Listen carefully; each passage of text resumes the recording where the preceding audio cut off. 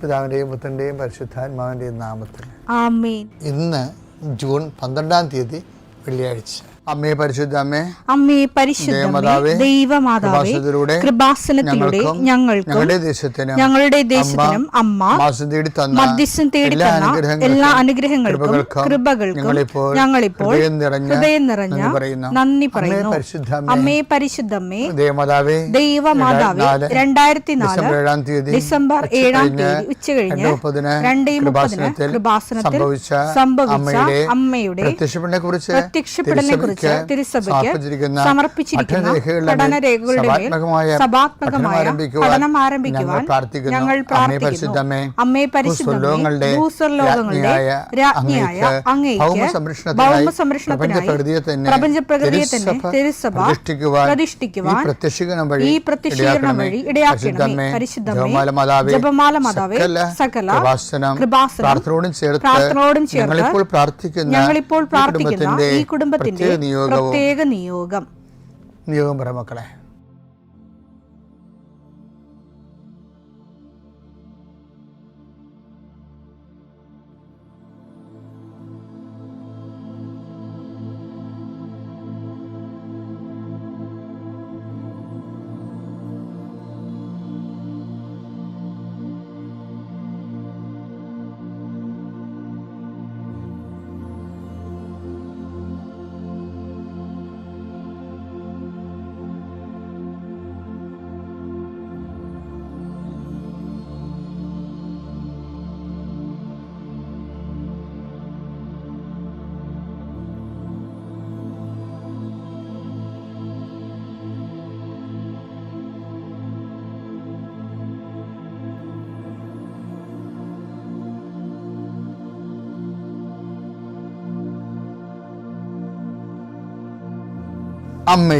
അമ്മയുടെ പ്രത്യക്ഷീകരണത്തിന്റെ ഈ അനുഗ്രഹവേളയിൽ ഞങ്ങൾക്ക് സാധിച്ചു തരുവാൻ കനിയണമേ.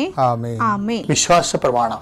സർവശക്തനായ പിതാവും ആകാശത്തിന്റെയും ഭൂമിയുടെയും സൃഷ്ടാവുമായ ദൈവത്തിൽ ഞാൻ വിശ്വസിക്കുന്നു. അവിടുത്തെ ഏകപുത്രനും ഞങ്ങളുടെ കർത്താവുമായ ഈശോമിശിഹായിലും ഞാൻ വിശ്വസിക്കുന്നു. ഈ പുത്രൻ പരിശുദ്ധാത്മാവിനാൽ ഗർഭസ്ഥനായി കന്യകാമറിയത്തിൽ നിന്ന് പിറന്ന് പൊന്തിയോസ് പീലാത്തോസിന്റെ കാലത്ത് പീഡകൾ സഹിച്ച് കുരിശിൽ തറയ്ക്കപ്പെട്ട് മരിച്ച് അടക്കപ്പെട്ട് പാതാളങ്ങളിൽ ഇറങ്ങി മരിച്ചവരുടെ ഇടയിൽ നിന്ന് 3-ാം നാൾ ഉയർത്ത് സ്വർഗത്തിലേക്ക് എഴുന്നള്ളി സർവശക്തിയുള്ള പിതാവായ ദൈവത്തിന്റെ വലതുഭാഗത്തിരിക്കുന്നു. അവിടെ നിന്ന് ജീവിക്കുന്നവരെയും മരിച്ചവരെയും വിധിക്കുവാൻ വരുമെന്നും ഞാൻ വിശ്വസിക്കുന്നു. പരിശുദ്ധാത്മാവിലും ഞാൻ വിശ്വസിക്കുന്നു. വിശുദ്ധ കത്തോലിക്കാ സഭയിലും പുണ്യവാന്മാരുടെ ഐക്യത്തിലും പാപങ്ങളുടെ മോചനത്തിലും ശരീരത്തിന്റെ ഉയർപ്പിലും നിത്യമായ ജീവിതത്തിലും ഞാൻ വിശ്വസിക്കുന്നു. ആമേൻ. സ്വർഗ്ഗസ്ഥനായ ഞങ്ങളുടെ പിതാവേ, അങ്ങയുടെ നാമം പൂജിതമാകണമേ. അങ്ങയുടെ രാജ്യം വരണമേ. അങ്ങയുടെ തിരുമനസ് സ്വർഗത്തിലെ പോലെ ഭൂമിയിലും ആകണമേ. അന്നു വേണ്ടുന്ന ആഹാരം ഇന്ന് ഞങ്ങൾക്ക് തരണമേ. ഞങ്ങളോട് തെറ്റ് ചെയ്യുന്നവരോട് ഞങ്ങൾ ക്ഷമിക്കുന്നത് പോലെ ഞങ്ങളുടെ തെറ്റുകൾ ഞങ്ങളോടും ക്ഷമിക്കണമേ. ഞങ്ങളെ പ്രലോഭനത്തിൽ ഉൾപ്പെടുത്തരുതേ, തിന്മയിൽ ഞങ്ങൾ രക്ഷിക്കണമേ. ആമേൻ. നന്മ നിറഞ്ഞ മറിയമേ, സ്വസ്തി. കർത്താവ് അങ്ങയുടെ കൂടെ സ്ത്രീകളിൽ അങ്ങ് അനുഗ്രഹിക്കപ്പെട്ടവളാകുന്നു. അങ്ങയുടെ ഉദരത്തിൻ ഫലമായി ഈശോ അനുഗ്രഹിക്കപ്പെട്ടവനാകുന്നു. പരിശുദ്ധ മറിയമേ, തമ്പുരാന്റെ അമ്മേ, പാപികളായ ഞങ്ങൾക്ക് വേണ്ടി ഇപ്പോഴും ഞങ്ങളുടെ മരണസമയത്തും തമ്പുരാനോട് അപേക്ഷിക്കണമേ. ആമേൻ. കർത്താവേ, നിന്റെ ഉന്നതമായ നാമത്തിന് സ്തോത്രം ചെയ്യുന്നു. കർത്താവേ, നിന്റെ വിശുദ്ധ പൗരോഹിത്യത്തെ മഹത്വപ്പെടുത്തണമേ. കർത്താവെ, സഭയിലുള്ള സാന്നിധ്യം ദൃഢമാക്കണം. 40 വർഷം ഞാൻ അർപ്പിച്ച കൃപാസന ജീവനോടെ പ്രത്യക്ഷപ്പെട്ട മാതാവിൻ്റെ സാന്നിധ്യം ഈ കൃപാസനത്തിൽ വന്നിറങ്ങി പ്രാർത്ഥിച്ചു പോകുന്ന ലക്ഷോപലക്ഷം മനുഷ്യരുടെ പ്രാർത്ഥനയുടെ ശക്തിയാൽ അങ്ങയുടെ കാരുണ്യം കണ്ണുനീരോടെ ആഗ്രഹിക്കുന്നുണ്ട്. ഈശോയെ, മുട്ടിന് താഴേക്ക്, കാൽമുട്ടിന് താഴേക്ക്, തുടയിലേക്ക് നീര് പൊങ്ങിക്കിടക്കണം കണ്ട് കർത്താവ് വ്യക്തിയെ സ്പർശിക്കും. അവർക്ക് എഴുന്നേക്കാൻ പാടില്ല, ഇരിക്കണവർ. കർത്താവെ, അങ്ങനെയുള്ള എല്ലാവരെയും നീ സ്പർശിക്കണം. പ്രാർത്ഥിക്കണമെന്നും പ്രാർത്ഥിച്ചത് സുഖപ്പെട്ടിട്ട് ജോലി ചെയ്യണമെന്ന് ആഗ്രഹിക്കുന്ന എല്ലാവരെയും നീ സ്പർശിക്കണേ കർത്താവെ. കർത്താവെ, യാത്രയുള്ള മക്കളെ ഞാൻ ഏൽപ്പിച്ച് പ്രാർത്ഥിക്കുന്നു. കർത്താവെ, വിദേശത്തേക്ക് യാത്ര ചെയ്യുന്നവരും സ്വദേശത്തേക്ക് യാത്ര ചെയ്യുന്നവരും ജോലി സംബന്ധമായി യാത്ര ചെയ്യുന്നവരും യാത്ര മുടങ്ങിപ്പോരുണ്ട് ഈശോയെ. കാലുകൾ ഉതച്ചും വാഹന അപകടത്തിലും മരത്തിൽ നിന്ന് വീണും പലരും ഈ ദിവസങ്ങളിൽ അവരുടെ ഫോട്ടോയും കൂടെ എൻ്റെ അടുത്ത് വന്ന് അവരെല്ലാം ഞാനിപ്പോൾ ഓർത്ത് പ്രാർത്ഥിക്കണം ഈശോയെ. ഈശോ, നിന്റെ തിരുമുറുപാടുന്ന വലതുകരം, ആണിപ്പടുതാർന്ന അത്ഭുതകരം കിടപ്പ് രോഗികളുടെ മേൽ നീ നീട്ടണമെന്ന് പ്രാർത്ഥിക്കുന്നു. അടിപ്പിണർ പോലെ വൈദാഘാതം പോലെ ദൈവിക ശക്തി അവരിലേക്ക് ആവഹിക്കണമേ എന്ന് പ്രാർത്ഥിക്കുന്നു. നീ പോകുന്നിടത്തെല്ലാം നിന്റെ കൂടെ ഞാനുണ്ടാകുന്ന നല്ല ചില കർത്താവേ, നിന്റെ ചൈതന്യം അവരിലേക്ക് ആവശിക്കുകയും എൻ്റെ പ്രാർത്ഥനയിൽ ആശ്രയിച്ചിരുന്ന് പ്രാർത്ഥിക്കുമ്പോൾ എൻ്റെ കാര്യം അച്ഛൻ പറഞ്ഞില്ലല്ലോ എന്ന് ഓർത്ത് ഇപ്പം സങ്കടപ്പെടുന്നവരെ അവർ മനസ്സിൽ വിചാരിക്കുന്ന കാര്യത്തിൻ്റെ മേലെ മാതാവിൻ്റെ മധ്യസ്ഥത്തിൽ യേശു നാമത്തിലെ വിടുതൽ ലഭിക്കട്ടെ. പിതാവും പുത്രനും പരിശുദ്ധാത്മാവിൽ നീക്കുവാമേ. എൻ്റെ പ്രിയപ്പെട്ടവരെ, നമ്മുടെ ആധ്യാത്മിക മുന്നേറ്റത്തിലെ എപ്പോഴും നമ്മൾക്ക് വരുന്നൊരു വിഷയം, ചില സമയത്ത് ചില സാഹചര്യത്തിലൂടെ കടന്നു പോകുമ്പോൾ ചിലപ്പോൾ കൃപ നമുക്ക് സീറോയായി വരും. അപ്പോൾ നിങ്ങൾക്ക് അങ്ങനെയൊക്കെ സംഭവിക്കുക. എങ്ങനെയാണ് അച്ഛനത് മനസ്സിലാക്കുന്നത് വെച്ചാൽ, അതായത് സാക്ഷ്യം വഹിക്കാൻ കരുത്തില്ലാത്ത രീതി വരുമ്പോൾ ഓർക്കണം കൃപ സീറോ ആയെന്ന്.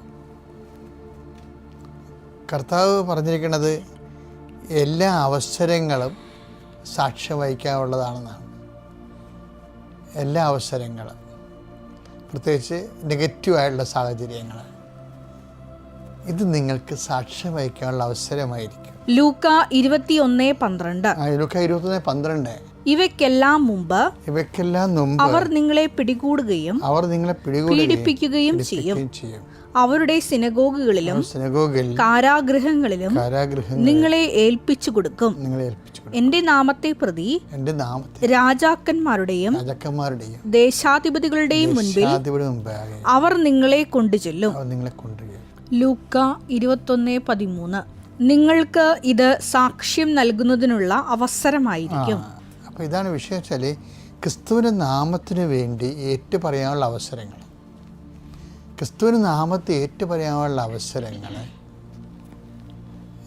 ആണ് സാക്ഷ്യം വഹിക്കാനുള്ള അവസരങ്ങൾ.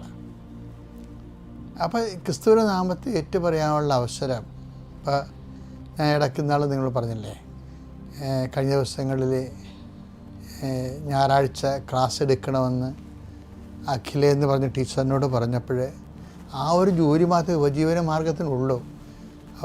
അവൾ പറഞ്ഞ് ഞാൻ ശനിയാഴ്ച വന്ന് ക്ലാസ് എടുത്തോളാം, ഞായറാഴ്ച കർത്താവിൻ്റെ ദിവസമാണ്, എനിക്ക് ദേവാലയത്തിൽ പോകണം, പിന്നെ പ്രാർത്ഥന ദിവസമാണതെന്ന് പറഞ്ഞ് അവളത് ഉപയോഗിച്ച് അതാണ് ആ സാക്ഷ്യം വഹിക്കാനുള്ള അവസരമാണ്. ചില ആൾക്കാരാണെങ്കിൽ പറയും കുർബാന പോയാൽ കുഴപ്പമില്ല, നാളെ കാണാനില്ല, ജോലി പോയാൽ എങ്ങനെ കുഞ്ഞുങ്ങൾ ജീവിക്കുമെന്ന് പറഞ്ഞുകൊണ്ട് അത് നിങ്ങളെക്കൊണ്ട് പറയിപ്പിക്കലാണ് ദൈവമേ. നിങ്ങൾ ഏത് തരക്കാരനാണെന്ന് പറയിപ്പിച്ച് നിങ്ങളെ ശരിക്കും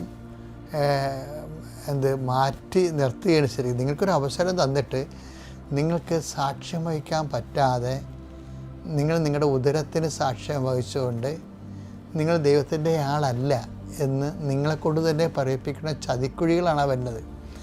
ആർക്കും ഇങ്ങനെ ഞാൻ ദൈവത്തിൻ്റെ ആളാണ്, വിശ്വാസിയാണെന്ന് മേന് നടിക്കാൻ പറ്റത്തില്ല. മേന് നടിക്കുമ്പോൾ ഇതുപോലെയുള്ള സിറ്റുവേഷൻസ് കൊണ്ടുവന്നിട്ട് പറയും നീ റെസ്പോണ്ട് ചെയ്യാൻ പറയും. അപ്പോഴേ സത്യസന്ധമായിട്ടല്ല റെസ്പോണ്ട് ചെയ്യാൻ പറ്റത്തുള്ളൂ. അപ്പോൾ കള്ളവിശ്വാസങ്ങളൊന്നും വിലപ്പോകത്തില്ല ദൈവത്തിൻ്റെ സന്നിധിയിൽ. അതുകൊണ്ടാണ് ഈശോ പറഞ്ഞത് ഇങ്ങനെയുള്ള നെഗറ്റീവ് സിറ്റുവേഷൻസ് നിനക്ക് സാക്ഷ്യം വഹിക്കാനുള്ള അവസരമാണെന്ന്. അപ്പം മോശ കാലഘട്ടവും കാലാവസ്ഥയും ജീവിത അവസ്ഥയും കർത്താവിന് സാക്ഷ്യം വഹിക്കാനുള്ള, പിന്നീട് എന്ത് സംഭവിക്കും ആ സാക്ഷ്യത്തിൽ നമ്മൾ ജയിച്ചാൽ പിന്നെ നിൻ്റെ ജീവിതം മൊത്തം ദൈവം അങ്ങ് ഏറ്റെടുക്കുകയാണ്, നിന്നെയും നിൻ്റെ കുഞ്ഞുങ്ങളെയും എല്ലാം.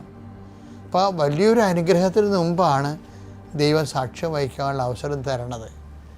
അതെപ്പോഴും നമ്മൾ ഓർത്തേക്കണം. എല്ലാ അനുഗ്രഹങ്ങൾക്കും മുമ്പും സാക്ഷ്യം വഹിക്കാനുള്ള അവസരം തരും. ചിലർക്കത് മനസ്സിലാവും, ചിലരങ്ങനെ ഉറപ്പിച്ച് നിൽക്കും. കഴിഞ്ഞ ദിവസങ്ങളിൽ ആൻജുവാൻ്റെ സാക്ഷ്യം ഇടയ്ക്ക് ഞാൻ പറയാറുണ്ട്.